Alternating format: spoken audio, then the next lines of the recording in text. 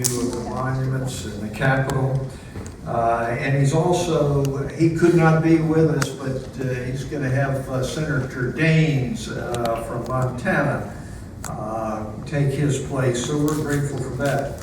Also, I want to recognize Lalit Jha. Where is he? Where's Lalit? I'm here.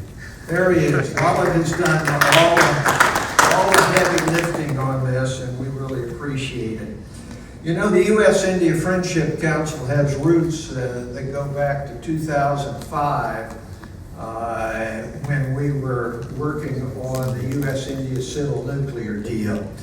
As Rick Rosso, where's Rick? Rick will remember we had a coalition for partnership with India, which included the U.S.-India Friendship Council, included business. Both Rick and I were at the U.S.-India Business Council at that time, and it included academia and the shops around town who deal in ideas. We were able to successfully take something which was dead on arrival, namely the U.S.-India civil nuclear deal, and turn it into a legislative success. And we did it by having a coalition of Indian Americans, business that was interested, and also academia and the think tanks. And we're here today to really kind of restart to some of the work that we did between 2008 and today.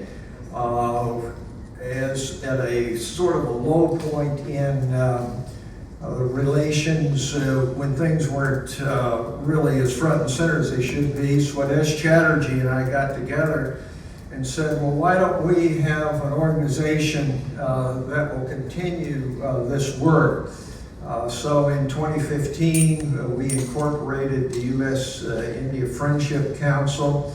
And we've had a series of summits like this, in addition to advocacy on things like the Armed Services Authorization Act, Department of Defense Authorization Act in 2018, working on visa matters and on trade.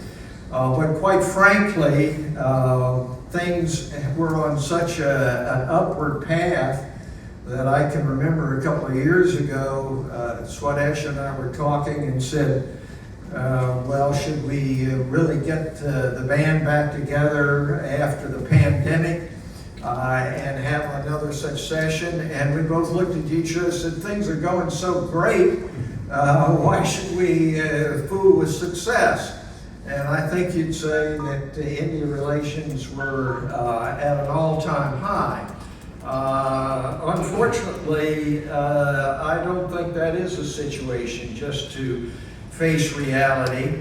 And so we're gathered here today to try to refocus on the relationship between the two largest democracies in the world and what I would argue are the two greatest democracies in the world. There really is absolutely no issue facing the world today, whether it be economic, commercial, strategic, which can't benefit from closer cooperation between the United States and India.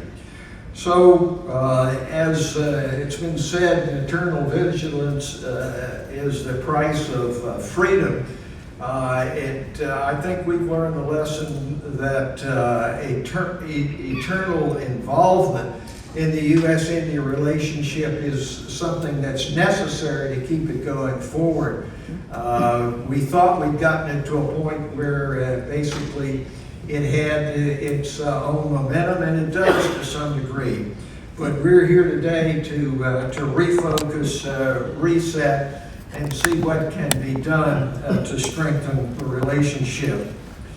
Now, it's my pleasure at this time to introduce my partner in this work for some 30 years, Swadesh Chatterjee. I think most all of you know him He's both the chair and the president of this organization. But for some 30 years, he's been involved in this work, and it's hard to really envisage what it was like when Swadesh was the pioneer and one of the early presidents of the Indian American Forum for Political Education, of which he was president. In those days, the Indian American community particularly was mostly interested in keeping its head down and moving ahead economically. That was altogether appropriate for the time, and as you know, Indian Americans now are the wealthiest per family ethnic group in the entire United States. But in 1998, when Swadesh became president, people, if you'd say Indian, they'd say where, you'd say Indian Americans, and they'd say who.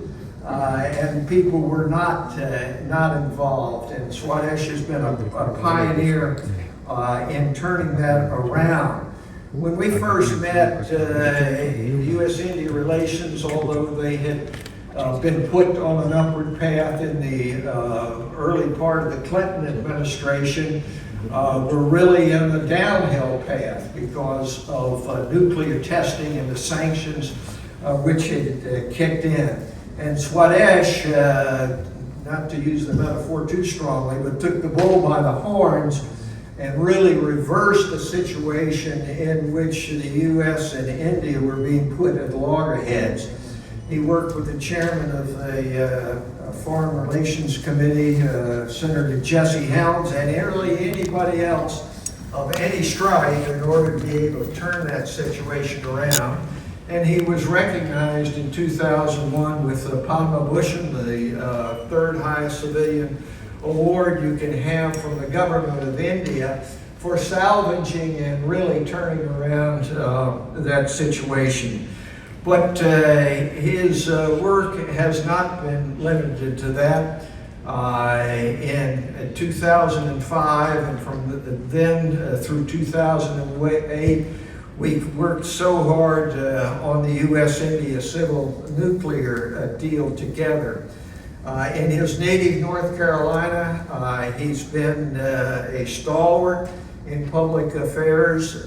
He has been an advisor to the University of North Carolina, and it really hurts me as a Duke graduate to say, but he's on the board of governors of UNC at Chapel Hill.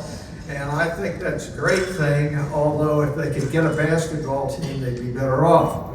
At any rate, he has been recognized for his work in North Carolina with the Order of the Longleaf Pine, and he continues to labor in the vineyards of U.S.-India relations. So without more, I want to turn this over to my friend and colleague, as I say, for 3 decades, Swadesh Chatterjee. Swadesh?